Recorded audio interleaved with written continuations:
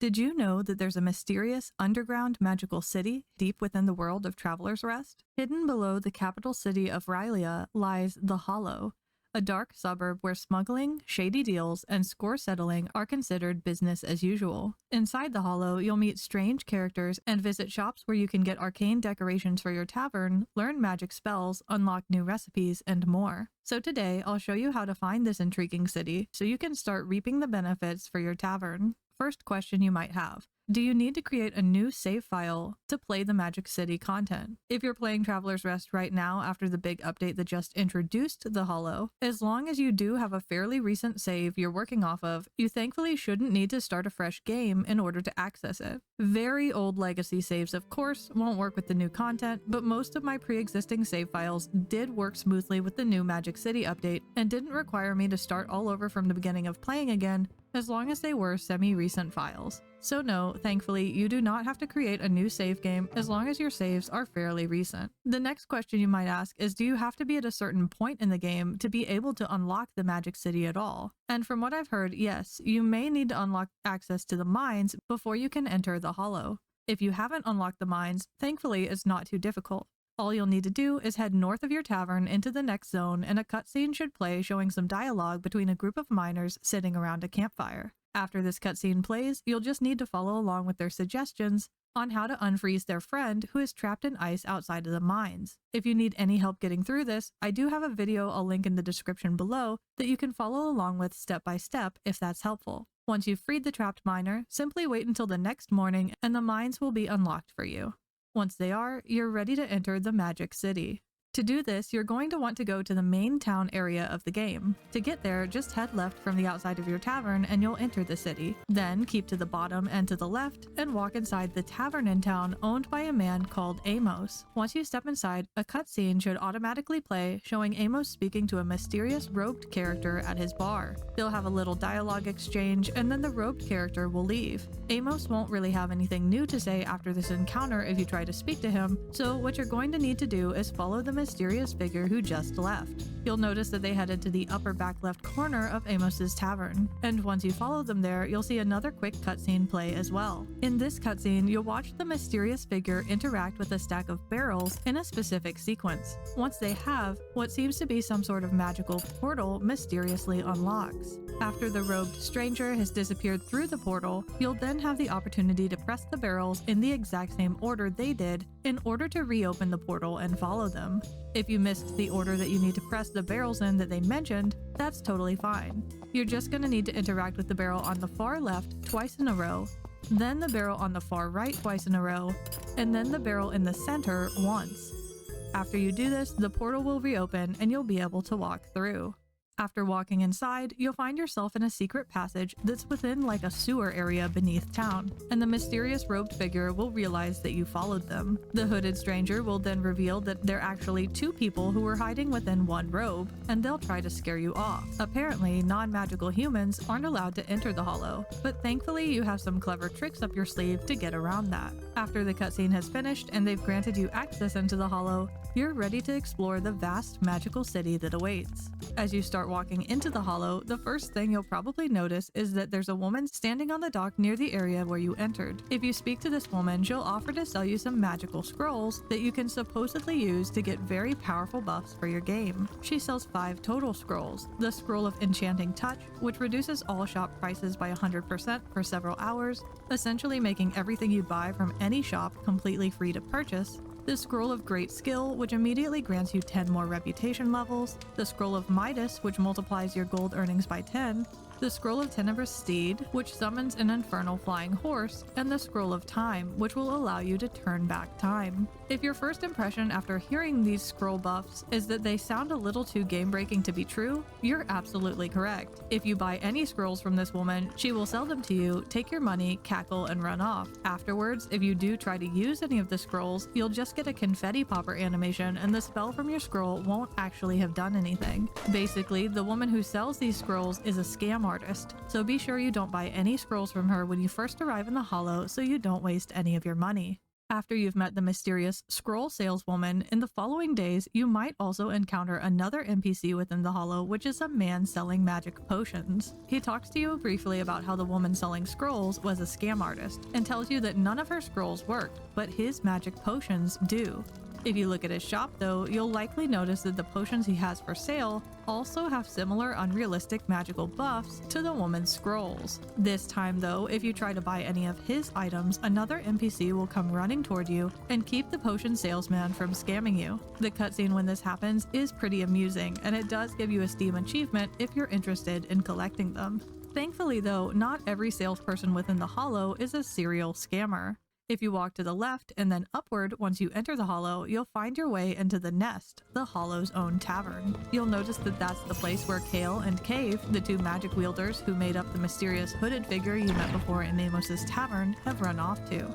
And there are some interesting conversations here while you're walking around that you can stumble across too, as well as a couple of new side characters like the Gorgon Lady, who I'd imagine some players would love to see as a future romanceable character. But anyway, once you've done your exploring within the Nest, you'll want to approach the Spider Lady, Kharma, and speak to her. Once again, probably a character that some players would love to see as a romantic interest, and she is an important merchant for a lot of the new Arcane content, including the exciting new magical food and drink recipes that you can get for your tavern. So how do we get her to actually allow us to craft those things? Well, when you walk up to her, she'll mention that Abe, one of the workers in the Nest, didn't show up for work, and she'll allow you to help out in their stead since you're a fellow tavern keeper. To do this, you'll need to walk to the left and upward a little, following the long green rug that leads into the back kitchen and drink making area.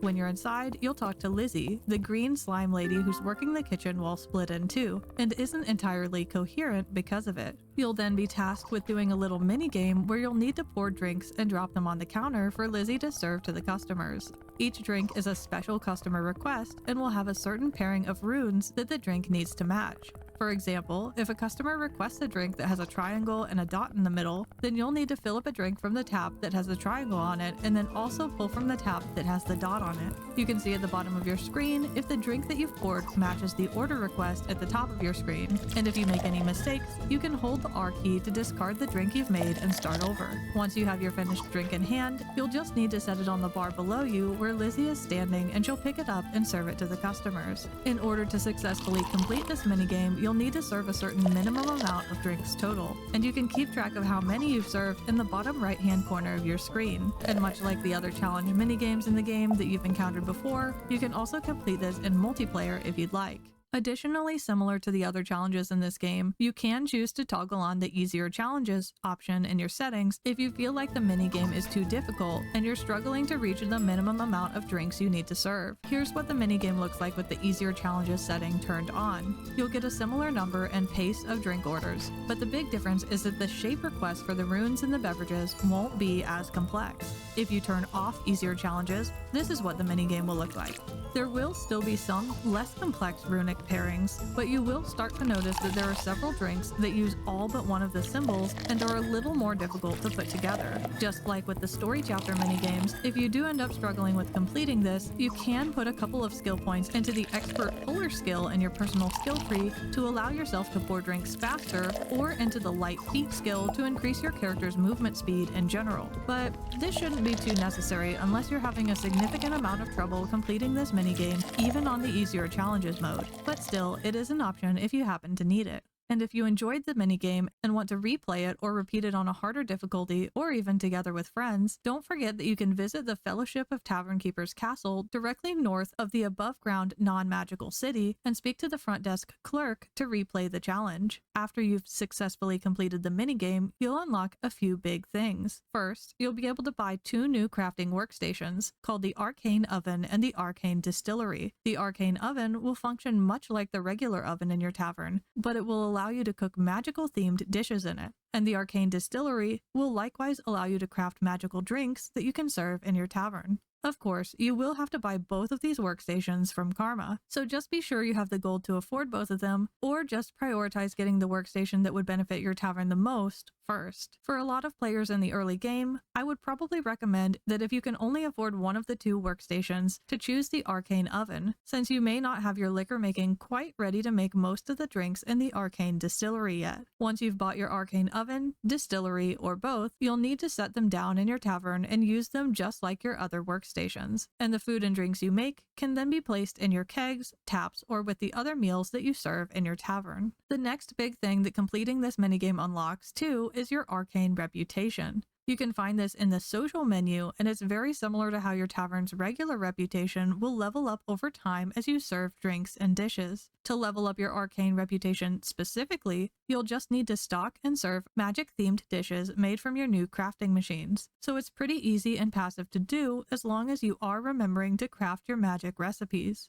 Leveling up your Arcane reputation will enable you to buy new recipes from Kharma, as well as purchase other magical-themed items throughout Rylea, including magical pets like an owl, phoenix, or dragon, which I'll cover in future videos. And keep in mind that at any time, you can check how close you are to your next level up and what your current Arcane reputation is by going into the social tab in your menus. Now, to the right of the nest, or straight upward when you first enter the hollow, you'll encounter your next notable NPC. This is a mushroom guy who isn't very talkative but does sell a variety of mushrooms. His stock seems to change daily and often includes glowing toadstools, button mushrooms, and yellowfoot mushrooms, but I'm also pretty sure that I've seen wild mushrooms and even ghoulish mushrooms available, which were previously only obtainable during the seasonal Halloween event in the game. But that is pretty nice because if you did play during the Halloween event, you may still have your Halloween-themed recipes, but be otherwise unable to craft them without having access to the limited time mushrooms, so that's a nice little addition to the game.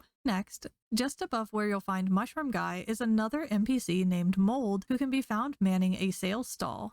After a confused conversation about his turn to a zombie and his current diet, he'll offer to sell you some magic seeds. Just like the Mushroom Guy, the seeds he has do change with his shop restocks, and they allow you to grow plants like Aureate corncobs, errant flowers, glass fruit, jade thorns, solar flares, volcanic shoots, wayward walnuts, withered veils, and possibly others. Most of these plants will be ingredients that you'll need in order to craft arcane food and drink recipes for your tavern, so it is a good idea to check your recipes and plan what you'd like to grow accordingly. And do keep in mind too that just like with the non-magical crops in the game, some of the plants you can buy here are seasonal, and some are multi-harvest or grant extra harvests in specific seasons. So be careful to be mindful of that as well when you're doing your garden planning. To grow any magical seeds, you will also need arcane fertilizer. So whenever you're buying seeds, be sure to pick up one arcane fertilizer for every seed that you get. As far as I've seen, you don't need to keep re-fertilizing your magical plants as they grow, but you will need to be sure the ground where you're wanting to plant your magical seed has been pre-fertilized first. To the far right side of the hollow is another interesting shopkeeper, and that is Jiro, a frog who runs a workshop crafting arcane furniture that you can use in your tavern. He sells a good variety of arcane-themed tables, wall decorations, placeables, and so on that can absolutely spice up the look of your tavern or your guest rooms, and can grant you a variety of extra comfort too. Keep in mind that some of these things he sells are recipes, while some are items, so be cautious to look for the little paper icon that shows whether what you're buying is a recipe or not. And of course, just like a lot of the other items and recipes in the game, you will have to level up in order to unlock some of the higher tier ones. In this case, you'll need to level up your arcane reputation, which is the same reputation you'll need for Kharma to give you new recipes in order to unlock the better furniture here. Also, a very notable change that came with this Magic City update is that this shopkeeper is now the character that can sell you the enchanted broom that will automatically clean your tavern's floors, and the enchanted broom can now also be filled with magic shards that you collect in the mines. Formerly, the enchanted broom was an item you could buy from Amos, the non-magical tavern keeper in town, right from the beginning of the game and for a very inexpensive price, so it was a go-to for brand new players to automate their tavern. Now, however, Amos only sells a replacement of your normal mop. so do be careful to not accidentally buy that thinking that it's the old Enchanted broom. Your wallet will definitely thank you. I was actually really surprised to see the Enchanted broom moved in this update and locked to only being purchasable after you've leveled up your Arcane reputation a bit, but I actually do really like this change and feel like it's more balanced than it was originally. Not to mention, it is a magical item that has been in the game for ages now, but it doesn't really make sense to be sold by a non-magical shopkeeper in town anyway. But it is something to be aware of, especially if you're used to how it used to be in the game. And finally, if you head all the way over to the far left side of town, you'll be able to enter the house of Magnus the Wizard. When you walk inside, he'll mistake you for his apprentice Nigel and try to reteach you how to use your grimoire to cast spells. Thanks to this, you'll receive a free beginner's grimoire and gain access to the ability to use magic in the game. You'll also have a new magic tab in your menus. When this happens, I'm pretty sure that you'll be given a little magic spell book stand that you can put in your tavern.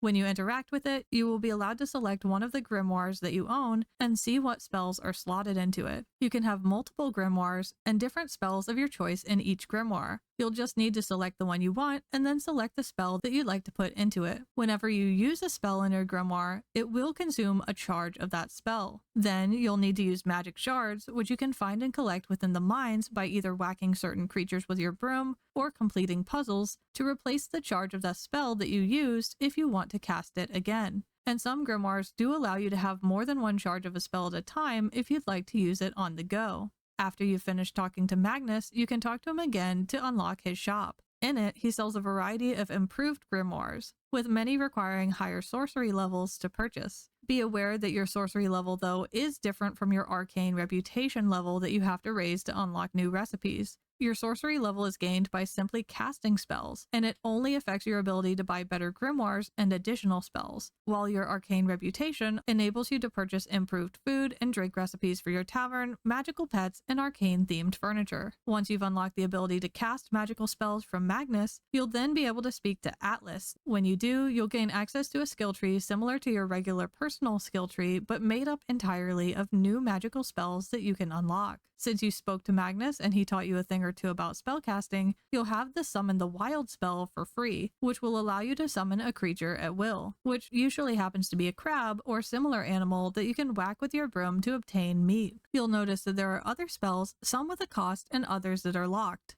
The spells with a cost can be purchased with magic shards and then loaded into your grimoire using additional magic shards as well. In order to unlock some of the other locked spells, you may also need to level up your sorcery by simply just casting more spells. The spells that are available for you to unlock right away can give you benefits like obtaining extra resources while you're gathering, collecting additional crops when you're harvesting your garden, catching extra fish while fishing, and increasing your movement speed significantly. Once you unlock a spell from Atlas, you own that spell permanently. But, like I said, you will need to go to your little book stand and pay some magical shards to refill your uses of that spell whenever you'd like to cast it. A use is consumed each time a spell is cast, and many of the spells do have cooldowns, so you can't just cast them over and over again. However, you can cast multiple spells at once, and the benefits will stack.